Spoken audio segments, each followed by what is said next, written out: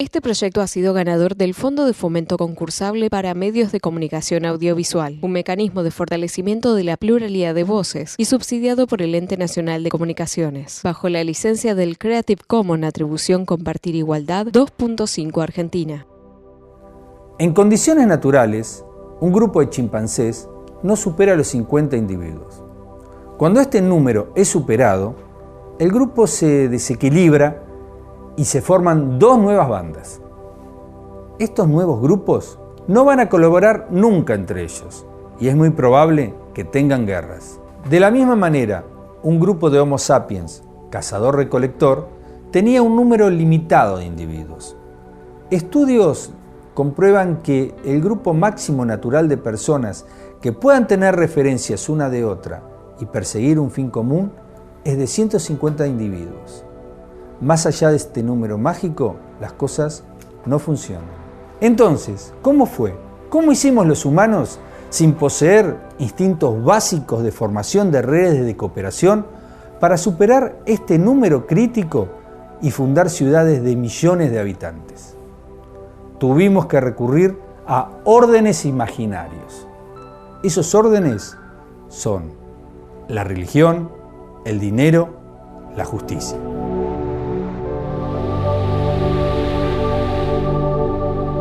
El conjunto de leyes más antiguo que se conoce es el Código de Hammurabi. Fue escrito en 1750 a.C.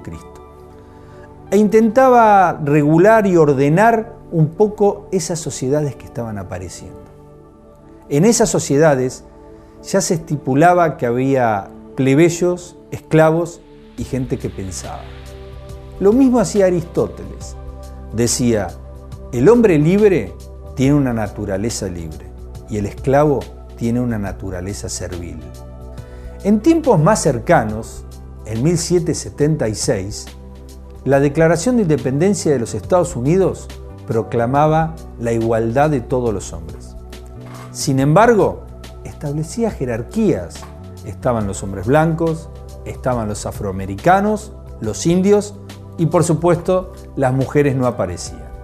Muchos de los firmantes de esta Constitución tenían esclavos y, paradójicamente, no los liberaron luego de la firma. Como dijo el historiador Yuval Harari, no hay justicia en la historia. Hoy, en Había una vez un mañana, hablamos de justicia.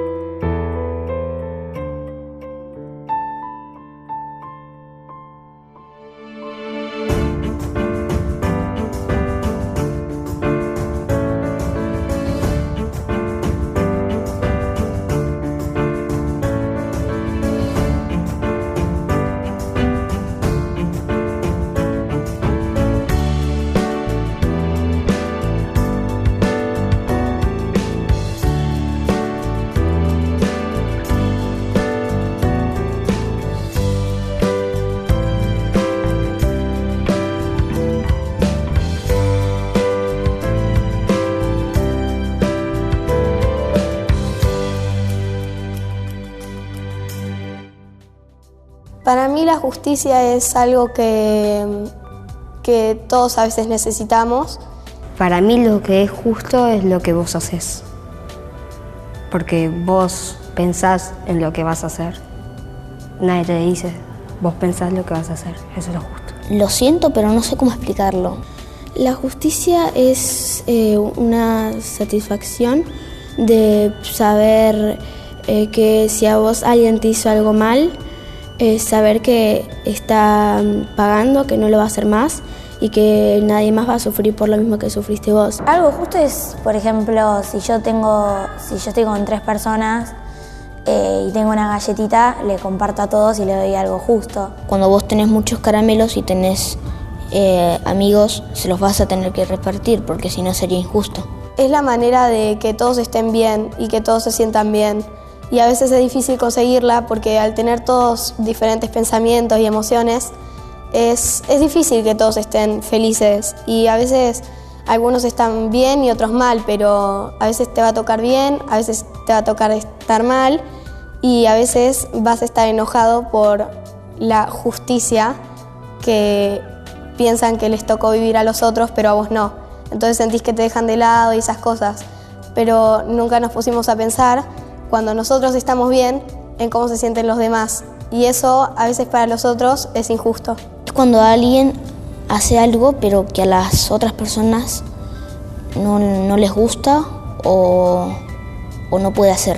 La gente piensa distinto o escapa para no tener esas consecuencias y no suele pasar mucho la justicia.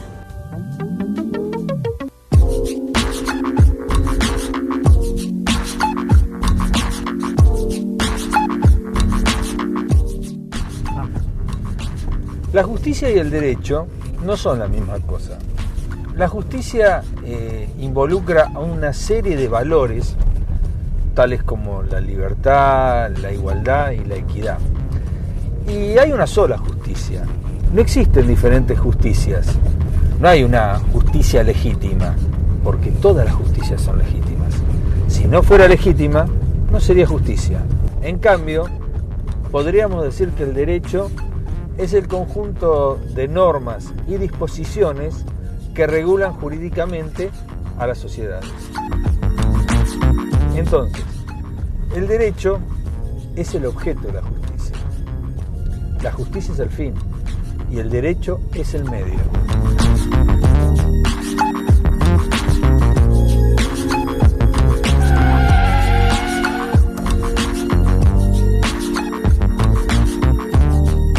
Él tenía derecho a pasar, venía por la derecha, pero no es justo que fuera tan rápido.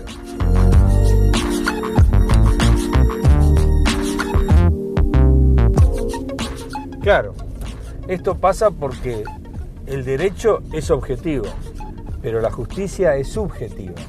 Justicia y derecho muchas veces van por cuerdas separadas. Muchas veces lo que es justo, por ahí no está jurídicamente bien. Cuando se da el caso de que la justicia coincide con el derecho, es un buen día para la justicia. Pero para saber más de esto, hablamos con nuestros investigadores.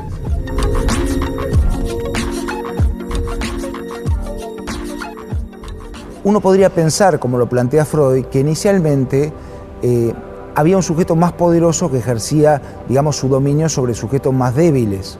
Y podemos entender que la unión de esos sujetos más débiles fue una forma de compensación frente a ese poderoso. En ese sentido, uno podría pensar con claridad que la justicia, o digamos las normas o las leyes, son la forma en que los más débiles establecieron su poder frente a los más poderosos. Si las cosas funcionan bien, entonces uno podría pensar que el orden de la justicia es un orden regulatorio que hace que los más débiles estén en las mismas condiciones que los más poderosos en el vínculo que establecen. Así, la justicia involucra una serie de conceptos que intentan ser neutros y justos, al cual todos nosotros queremos acceder. Pero históricamente, ¿de qué manera el hombre ha desarrollado esos órdenes imaginarios para sustentar esas primeras sociedades humanas complejas? La historia de la justicia o del derecho, en definitiva, es la historia de la lucha entre los daños que sufre una persona y provocados por otra persona. Al principio de los tiempos, que podemos establecer como una etapa de no derecho o no justicia, el que tenía el garrote más fuerte era el que impartía la justicia a los demás. Luego, con el correr del tiempo y cuando los hombres comenzaron a agruparse en comunidades, vivir en sociedad, cedieron el uso de la fuerza por mano propia y aceptaron que la monopolizara otra entidad que es el Estado.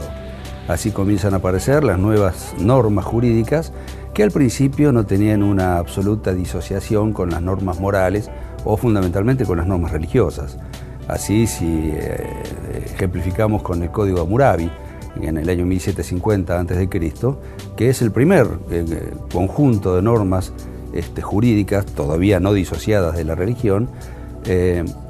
Vemos cómo la modalidad era la perfecta identificación entre la agresión provocada por una persona y la respuesta que podía dar la víctima, que está vulgarmente conocida por la famosa ley del talión, que es ojo por ojo, diente por diente.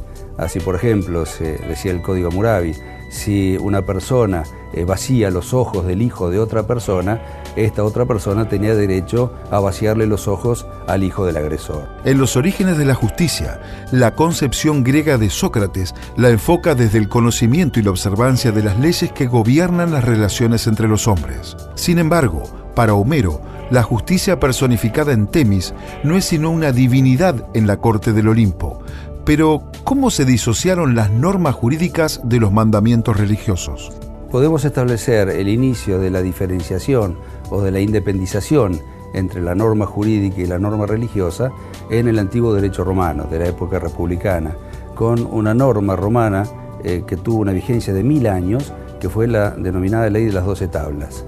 Este cuerpo de normas reunidas arbitrariamente no diferenciaba, por ejemplo, el derecho público del privado o el derecho penal del civil, pero significó una herramienta esencial e importante para la época. Una característica del derecho romano fue la solemnidad y rigorismo que se presentaba al momento de impartir justicia, característica que se mantuvo hasta la llegada del humanismo a comienzos de la Edad Media.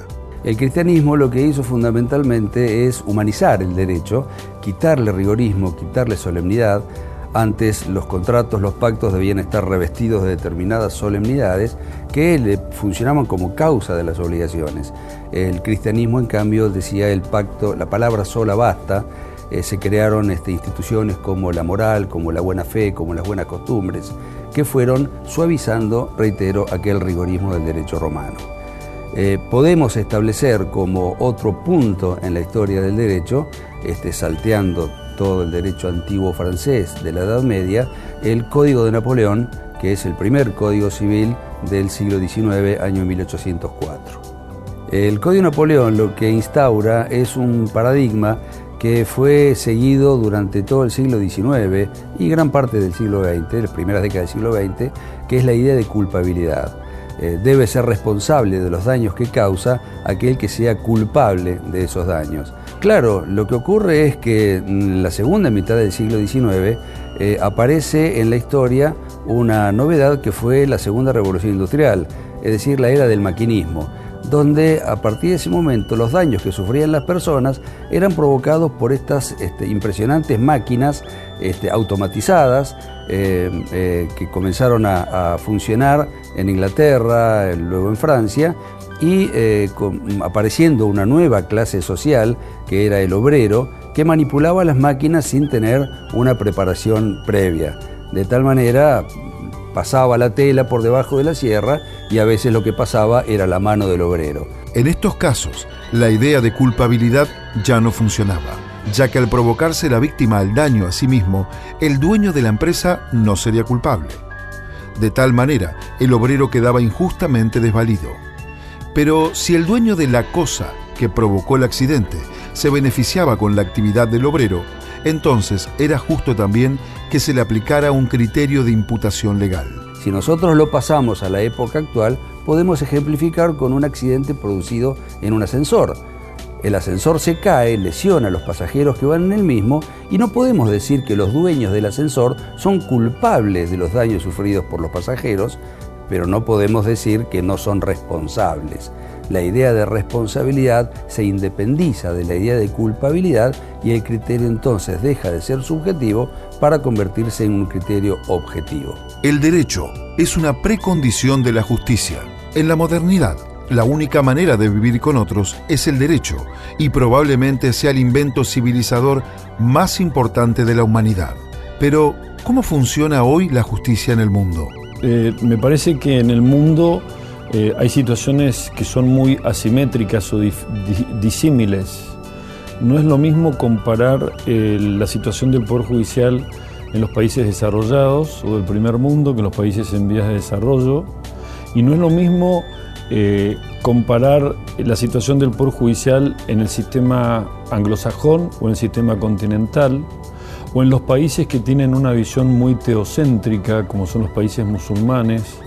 Otro aspecto a considerar es la relación de acercamiento y respeto entre el Poder Judicial y las comunidades. Esto difiere mucho de acuerdo a los países. En los países en donde la población participa en la administración de justicia, hay mayor entendimiento sobre el valor de las sentencias. Argentina tiene un sistema de administración de justicia muy técnico y recién ahora está implementando la administración de justicia a través del sistema de juicios por jurado. Ocurre que las sentencias en los países continentales como el nuestro muchas veces no son entendibles para el pueblo, porque en el derecho hay biblioteca para todos los gustos. Y si yo dejo librado a la interpretación puramente técnica de los conflictos sociales, la gente no entiende cómo le administraron justicia. Y que eso pasa, por ejemplo, en nuestro país, que las sentencias son inentendibles para el pueblo. ¿Por qué? Porque el juez no le responde a las partes en el sistema escrito y en el sistema técnico, le responde a los abogados. Y nos olvidamos del conflicto y quién es el destinatario del conflicto. Y la misión que tiene la justicia es el de resolver los conflictos y darle a cada uno lo suyo. Si bien no hay justicia fuera del derecho, a la gente le cuesta entender por qué hay que respetar el derecho cuando el resultado parece injusto. Pero si un juez, en un caso particular, llevado por sus propias convicciones, cree que el derecho impone una decisión errónea, como señala el presidente de la Corte Suprema, Carlos Rosenkrantz, podría hacer dos cosas: renunciar o decir que va a ignorar el derecho y hacerse responsable. Entonces, en este punto, ¿cuáles son los límites que deben tener los jueces? Hay un problema que compromete la justicia en todo el mundo, que es cuáles son los límites que debemos tener los jueces. En un sistema como el nuestro, los jueces, cuando asumimos, juramos cumplir la función de acuerdo a lo que dice la Constitución, las leyes de la Nación y la provincia en cuanto coinciden con el sistema constitucional. Nosotros tenemos un sistema de control de constitucionalidad difuso. Los países más avanzados, Alemania, Inglaterra, España mismo, por ejemplo, tienen un tribunal de control constitucional. Entonces, el encargado de decir si una ley se ajusta o no a la Constitución es exclusivamente ese órgano. En un sistema como el nuestro, donde el control de constitucionalidad es difuso, lo puede hacer cada juez, lo debe hacer cada juez en cada caso particular. Y entonces podés tener el problema de que, como no hay un organismo que unifique la interpretación constitucional, de acuerdo a qué lado del charco estás, a qué provincia estás, a qué lugar estás, te interpretan uno u otro criterio. Y eso da lugar muchas veces a un escándalo. A veces el Poder Judicial puede tentarse en inmiscuirse en acciones políticas, o puede tentarse en inmiscuirse directamente en situaciones políticas. Oliver Holmes, uno de los grandes jueces de la tradición anglosajona, acuñó la frase: si mi comunidad se quiere ir al demonio, mi responsabilidad es ayudar a que lo haga. El deber primario de un juez es hacer lo que está legalmente ordenado. Pero, ¿cuáles son las características de nuestro Poder Judicial? El Poder Judicial es un poder no popular.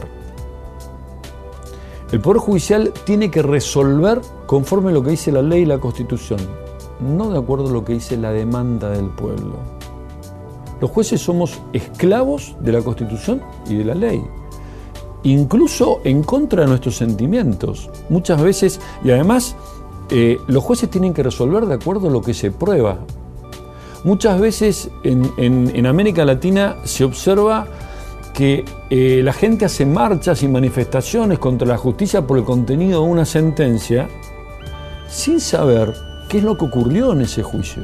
¿Cómo podemos imaginar la justicia en el futuro? Los desafíos para el derecho en los próximos años son múltiples. En realidad, los avances que nos plantea la tecnología con este desarrollo sin par, donde, como dice Harari, ya los fenómenos no se calculan en siglos, sino en años, nos enfrenta al hecho de, por ejemplo, encontrarnos hoy con que las revoluciones están sucediendo, las revoluciones industriales, cada vez con más velocidad.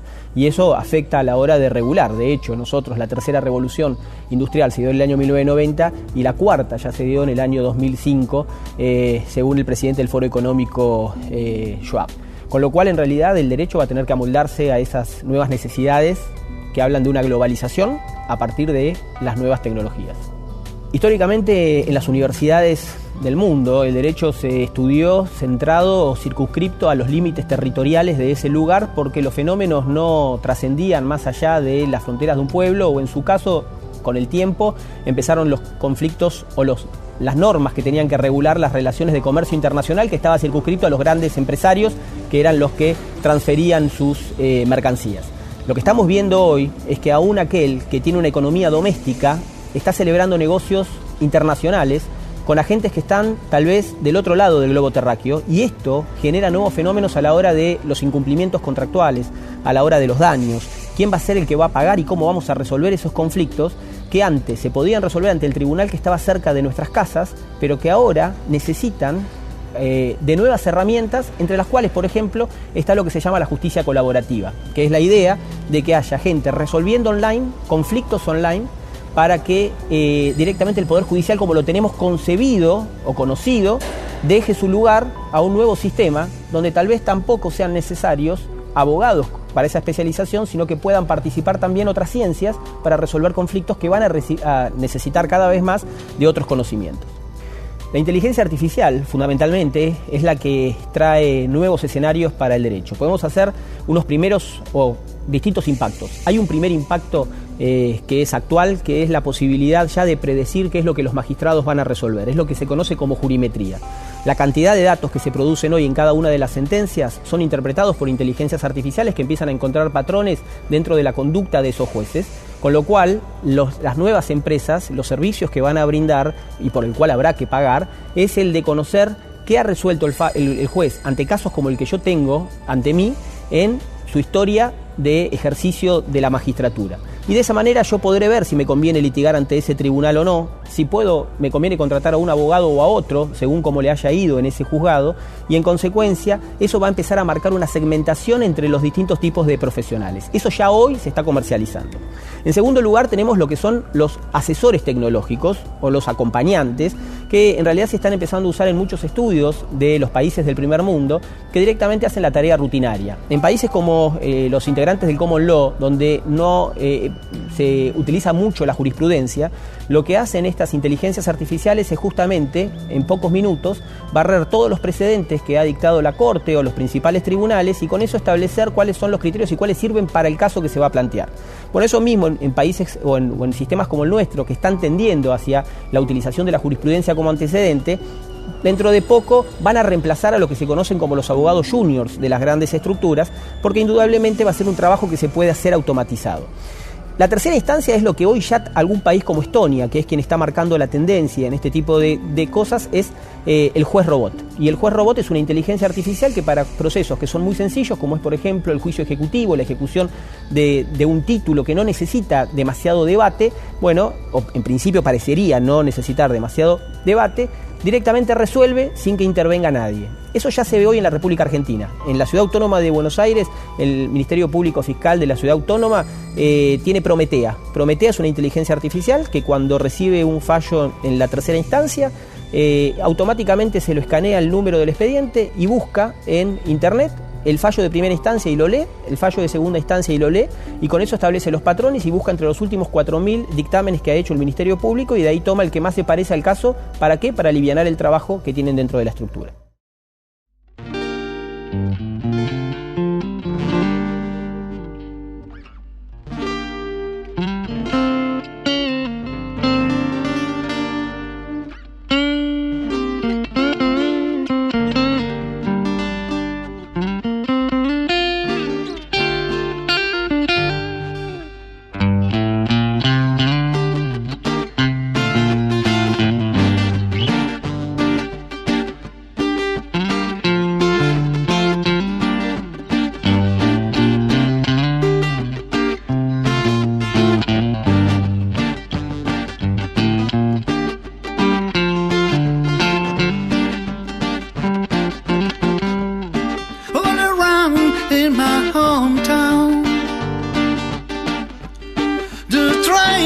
to track me down.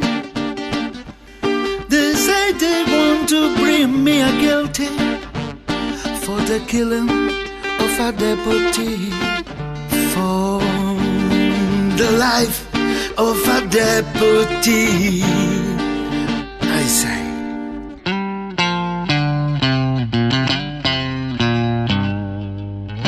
I shot the sheriff, but I swear it wasn't self-defense. Oh yeah. I shot the sheriff, and they say this is a capital offense. Sheriff Brown always hate me for what I don't know. Every time I have planted seed, he say, kill it before it grew. He say, kill it before it grew. And I say,